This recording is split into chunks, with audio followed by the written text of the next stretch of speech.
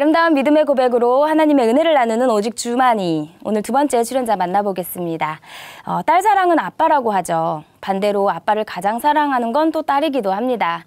이번에 나오실 분은요, 그렇게 사랑하던 아버지가 돌아가시고 삶의 무상함을 느꼈다고 합니다. 그리고는 그 허무한 인생을 이길 무기로요, 친구를 선택했는데요. 친구와 수다 떨고 놀고 먹고 마시고 이렇게 빠졌던 이분이요, 교통사고를 통해 다시 한번 죽음에 맞닥뜨리게 되었다고 합니다. 과연 이분은 죽음에 대해서 해답을 얻었을까요? 네, 함께 만나보겠습니다. 춘천 한마음교회 한다은 자매님 박수로 모실게요.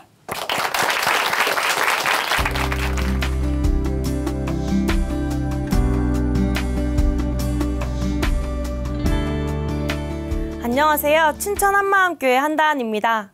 저는 아빠가 돌아가신 후 죽음에 대해 고민을 하면서 인생의 허무함을 친구로 채우려고 했었는데요. 부활하신 예수님을 만나고 천국과 지옥이 진짜 있다는 것을 알고 이 땅에 썩어질 것이 아닌 영원한 것을 위해 달려가게 된 제 삶을 간증하려고 합니다. 저는 아빠를 너무나도 사랑하는 딸이었어요. 수학여행에 가도 맛있는 것을 봐도 아빠가 제일 먼저 생각나 항상 아빠의 선물을 챙겼어요. 제가 아빠를 좋아해서 맨날 아빠랑 껌딱지처럼 딱 붙어 있으니까 엄마의 질투 아닌 질투를 받기도 했어요. 아빠랑 같이 있으면 든든하고 마치 세상을 다 가진 것만 같았거든요. 고등학교 1학년 5월쯤이었던 것 같아요. 아빠는 속이 너무 답답하다고 하시며 페트병만한 큰 소화제를 냉장고에 항상 두고 드시기 시작했어요. 한의원에 다니면서도 속이 계속 답답하다고 하셨어요. 아빠는 사람들과 어울리는 것을 굉장히 좋아하셔서 한 주에도 3-4개 이상의 모임에 나가셨는데요. 속이 안 좋아지기 시작하면서부터 아빠는 집에 누워있는 시간이 많아졌어요. 그 후 아빠는 갑자기 2주 동안 엄마와 집을 떠나 요양을 다녀오셨어요. 그때 아빠의 모습은 정말 충격이었어요. 알아보지 못할 정도로 살이 많이 빠지고 피부도 까매지고, 그전보다 몸 상태가 더 안 좋아지셔서 병원에 입원을 하게 되었는데요. 그때야 저는 정확한 아빠의 병명을 알 수 있었어요. 아빠는 간암 말기셨고 한 달밖에 살지 못한다는 시한부 선고를 받고 요양을 가셨던 거예요. 요양을 다녀오신 아빠는 다은아, 아빠도 끝까지 이겨낼 테니 공부 열심히 해, 이렇게 말씀하셨어요. 저는 아픈 아빠를 보면서 어색하기도 하고 슬프기도 해서 아무 대답도 할 수 없었어요. 며칠 뒤 아빠는 갑작스럽게 쇼크가 와서 중환자실로 옮겨지셨어요. 마지막으로 제가 본 아빠는 굉장히 편안한 얼굴이었는데요. 잠시 후 아빠의 심장이 멈추는 전자음이 병실 안에 울려 퍼졌어요. 그렇게 제가 고등학교 1학년이 되던 해에 아빠는 한 달간의 짧은 투병 생활을 마치고 돌아가셨어요. 어린 저는 장례를 다 치렀는데도 믿기지가 않았어요. 꼭 영화에서 본 것처럼 아빠가 관을 열고 다시 살아서 나올 것만 같았어요. 하지만 화장터에서 한 줌의 제가 되어 돌아온 아빠는 더 이상 이 세상 사람이 아니었어요. 모태신앙이었던 저에게 그때 문득 이런 생각이 들었어요. 과연 천국과 지옥이 진짜 있을까? 답은 나오지 않고 제 머릿속은 복잡해져만 갔어요. 아빠는 돌아가시기 한 2주 전부터 교회에 나가셨는데요. 그때 엄마가 아빠 귀에다 대고 우리 나중에 천국에 가서 만나, 이렇게 말씀하시곤 하셨어요. 그리고 교회 분들도 다 아빠가 천국에 갔다고 하셨고요. 하지만 저에겐 확신이 없는 거예요. 그냥 사람들이 마음의 위안을 얻으려고 있지도 않은 천국을 만들어내서 아빠가 천국에 갔다고 합리화한 것만 같았어요. 아빠는 돌아가실 때 하나도 빠짐없이 모두 두고 떠나셨어요. 가족을 위해 열심히 벌어놓으신 돈도, 평생 꽃집을 하며 쌓아온 꽃집 사장이라는 명예도 죽음 앞에선 아무것도 아니었어요. 그리고 아빠의 장례식이 다 끝나고 세상은 아무 일 없었던 것처럼 똑같이 돌아갔어요. 이런 걸 보면서 사람 인생이 참 허무하다는 생각이 들었어요. 그러다가 하루는 한 친구가 자기네 집이 비는데 모여서 같이 술을 먹자고 하는 거예요. 친구들과 모여서 밤새 술을 마시며 평소에 하지 못했던 이야기들을 하는데 한 사람도 정상적인 가정이 없는 거예요. 한 친구가 먼저 우리 엄마랑 아빠는 맨날 물건을 집어 던지면서 싸워서 집이 조용할 날이 없어, 이렇게 말하니까 또 다른 친구가 우리 엄마랑 아빠는 이혼만 안 했지 거의 따로 살아. 그렇게 저도 입을 열었어요. 우리 아빠는 얼마 전에 암으로 돌아가셨어. 이렇게 말했는데 옆에서 듣고 있던 한 친구가 펑펑 울면서 자기도 아빠가 없다는 거예요. 우리는 서로 부둥켜 안고 대성통곡을 하면서 다른 사람들은 다 변하고 다 떠나도 영원히 변치 말자고 다짐했어요. 그때 비록 돈이 없는 고등학생이었지만 집에 있는 엄마의 금반지까지 녹여다가 하나에 20만 원이 넘는 우정반지까지 맞춰 끼며 평생의 우정을 다짐했어요. 이때 저는 허무한 사람의 인생도 친구만 있으면 행복할 수 있겠다는 생각이 들었어요. 그때부터 제 모든 인생을 친구에 의지하기 시작했어요. 수능을 보고 대학교를 알아보고 있었는데요. 춘천에서 대학교를 다니고 있던 친오빠의 권유로 춘천에 있는 대학교에 오게 되었고 한마음교회 기숙사에 들어오게 되었어요. 교회 기숙사에 들어왔지만 대학교에 입학한 저는 완전 물 만난 고기였어요. 그때부터는 수단과 방법을 가리지 않고 오직 친구 사귀는 데 열중했어요. 친구만이 제 삶을 채워주는 것 같았거든요. 저는 친구가 좋아서 과 행사에는 절대 빠지지 않았는데요. 그중 단연 최고는 대학교의 꽃이라고 불리는 MT였어요. 그곳에서 술을 잘 마시고 잘 놀면 친구들이 좋아하는 거예요. 그래서 저는 친구들 앞에서 술을 아주 맛깔나게 마셨어요. 그러다 보니 저는 친구들도 혀를 내두르는 주당이 되어 있더라고요. 또 날씨 좋은 봄날에는 친구들과 학교 잔디밭에서 게임을 하며 술판을 벌이는 건 기본이었는데요. 활짝 핀 벚꽃 아래 앉아서 막걸리를 마시는데 막걸리 한 잔에 친구 한 명, 막걸리 두 잔에 친구 두 명. 이렇게 제 인맥이 점점 넓어지는 것 같아 이 시간들이 너무 즐거웠어요. 또 시험 기간에는 제가 거치는 필수 코스가 있었는데요. 바로 도서관에 가방만 내려놓고 치킨과 맥주를 먹고 오락실과 노래방을 가는 것이었어요. 평소에 노는 것보다 시험 기간에 노는 게 더 재밌는 법이잖아요.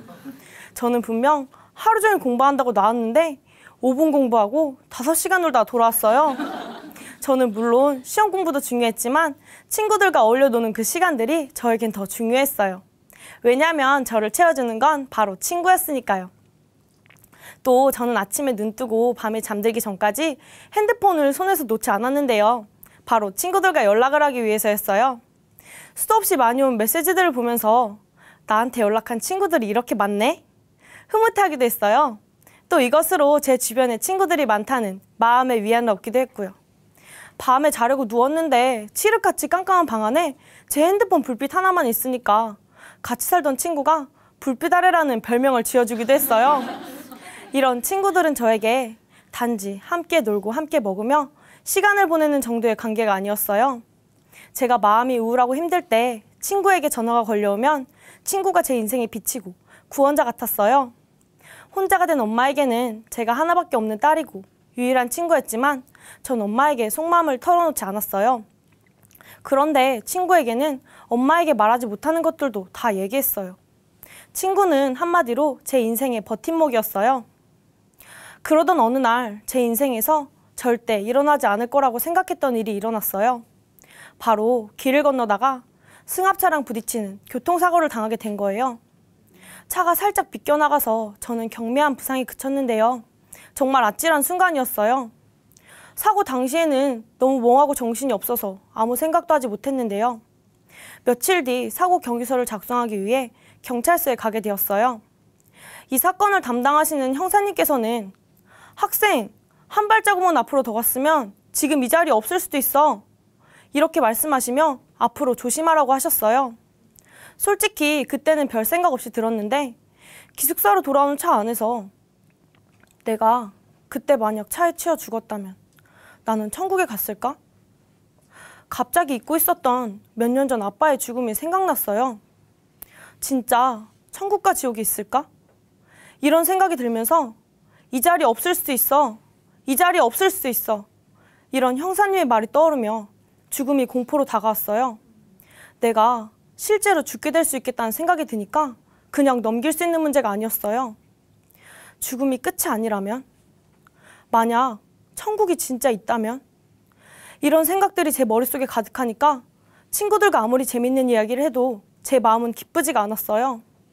웃어도 웃는 게 아니더라고요. 또 친구들과 노는 게 좋아서 절대 빠지지 않았던 술자리에도 점점 안 가게 되었어요. 내가 죽으면 이 친구들과도 다 끝인데 이 땅에 과연 영원한 게 있을까? 이런 생각이 들었기 때문이에요. 친구들은 저를 보고 왜 그러냐고, 요즘 이상해진 것 같다고 했지만 제 마음을 그 누구에게도 이야기할 수 없었어요. 친구들의 소리도 안 들리고 저는 죽음이라는 삶의 끝에 서게 된 거예요. 저는 이 죽음의 문제부터 해결해야 했어요. 이런 마음으로 여름방학 때 교회 기숙사에 사는 청년들을 대상으로 하는 신앙훈련을 받게 되었어요. 이전에는 친구가 좋아서 예수님에 대해 관심도 없었던 제가 예배를 드리는 마음이나 말씀을 보는 마음도 달라졌어요. 그러던 어느 날 교회에서 저를 양육해 주시던 언니가 이렇게 물어보셨어요. 다은아, 너는 예수님을 어떻게 만났어? 이 질문을 받는 순간 제 머릿속은 하얘졌어요. 그냥 멍하니 앉아있는데 눈물만 흐르더라고요. 아, 나는 20년 넘게 교회를 다녔지 예수님을 믿은 게 아니었구나. 정말 세상이 다 끝난 것 같았어요. 그때부터는 살고 싶은 절박한 마음으로 말씀을 보고 기도하기 시작했어요. 그러다가 한마음교회 여름 수련회가 시작되었는데요. 수련회 둘째 날 저녁 집회였어요. 목사님께서는 손가락을 이렇게 다 펴고 예수는 역사다를 외치라고 하셨어요.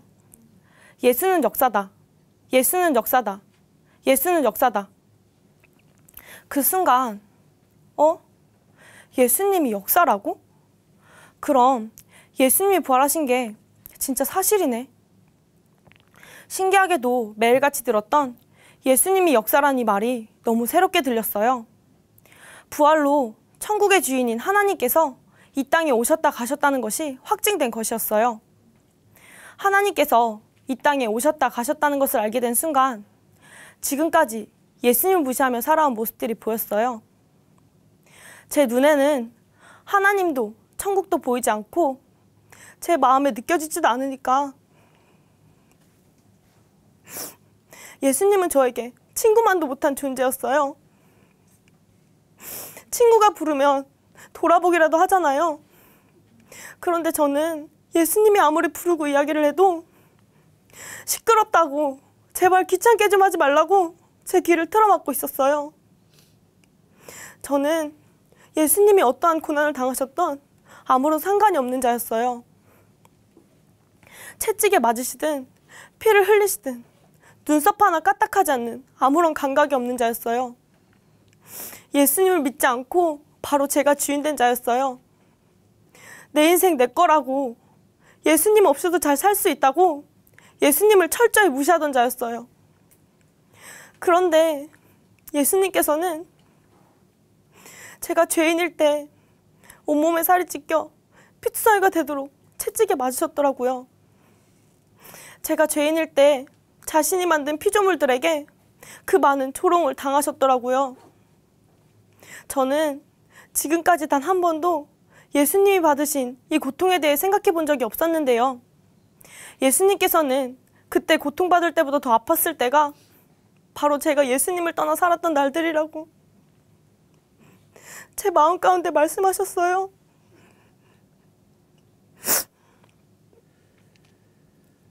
그 순간 저를 처음 만드시고 너무나도 기뻐하셨던 예수님의 모습이 생각나 제 마음이 와르르 무너져 내렸어요.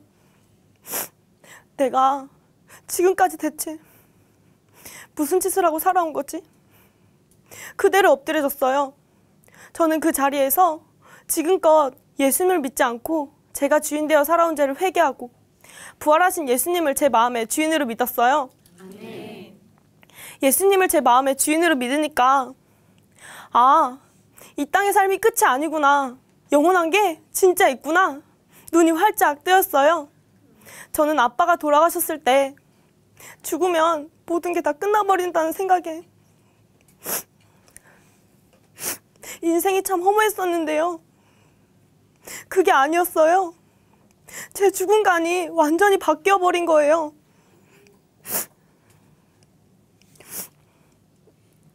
예수님께서 부활하심으로 이 세상은 잠깐의 만족이고 안개 같은 삶이라는 것을 정확히 알게 되었어요. 그러니 영원한 것을 위해 살아가는 것이 너무나도 마땅하더라고요. 제가 천국과 지옥엔 가보지 않았지만 확실하게 있다는 것을 알게 되었어요. 사도행전에 스데반 집사님이 순교하시기 전 하늘을 보고 예수님이 하나님 보좌 우편에 서신 것을 봤다고 하는데, 아, 천지를 창조하신 분이 이 땅에 사람으로 오셔서 십자가에서 죽으시고 부활하셔서 끝이 아니라 하늘나라 보좌 우편에 앉아 계시는구나. 탄성이 터져 나왔어요. 진짜 부활로 천국의 주인인 하나님께서 이 땅에 오셨다 가셨다는 것이 확증된 것이었어요. 죽음이 끝이 아니라 영원한 나라가 있으니 7, 80의 짧은 인생을 영원한 것에 투자하는 사람이 가장 지혜로운 자더라고요. 그래서 저는 영원한 나라를 위해 사는 자가 되었어요. 죽음은 모든 게 끝나버리는 제 인생 최대의 공포였는데요. 죽음이 끝이 아니라 예수님과 더 깊은 사귐의 관계를 갖게 되는 것이 너무 소망이 되었어요. 왜 부활의 증인들이 죽음을 두려워하지 않았는지, 짐 엘리엇이 어떻게 그렇게 순교할 수 있었는지 제게도 실제가 되었어요. 그들은 죽어서 예수님과 더 깊은 사랑 속으로 들어가는 것을 사모했고 영원한 나라에서 받을 더 좋은 부활체를 얻기 위한 마음이었더라고요. 부활로 천국이 있다는 것을 알게 되니까 아빠가 천국에 가셨다는 것도 너무 확실해졌어요. 예수님을 주인으로 믿은 저도 천국에 가니까 그곳에서 아빠를 다시 만날 수 있는 것이었어요. 너무나도 기쁘고 소망이 되었어요. 소망도 기쁨도 생명도 모두 부활하신 예수님께 있었어요. 이게 선명하니까 제 눈에는 하루 온종일을 함께하던 친구들이 제일 먼저 보였어요. 제게 복음이 실제가 되니까 이 친구들에게 부활하신 예수님을 믿고 천국 가는 기쁜 삶을 알려주고 싶은 거예요. 그때부터 수업이 끝나고 시간이 날 때마다 친구들을 붙잡고 복음을 전하기 시작했어요. 내가 전하지 않으면 이 친구들은 예수님을 알 수가 없겠구나. 내가 전하지 않으면 이 친구들은 평생 예수님을 몰라 지옥에 갈 수밖에 없겠구나. 하나님의 눈으로 친구들 한 명 한 명이 보였어요. 이 친구들을 모두 살리고 싶으신 하나님의 마음이 부어지니까 제가 사는 이유는 오직 복음 증거가 되었어요. 그러다 보니 이런 웃지 못할 일도 있었는데요.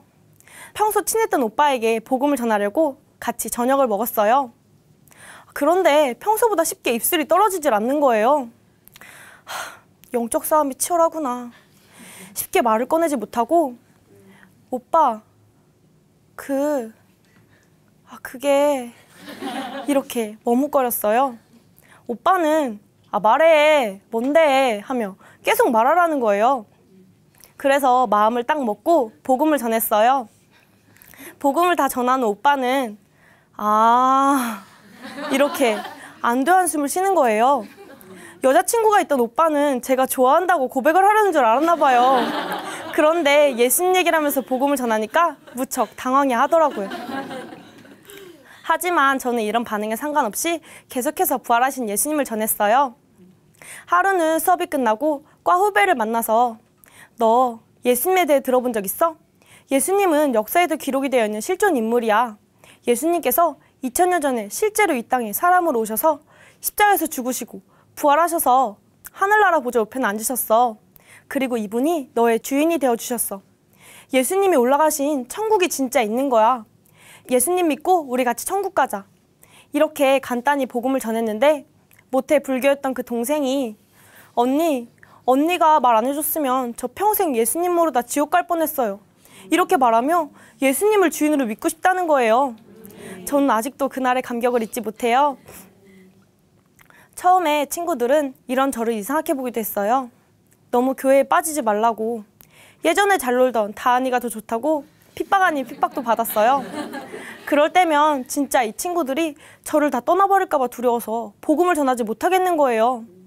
이런 마음으로 기도를 하는데 하나님께서 이렇게 말씀해 주시는 것 같았어요. 두려워 말라.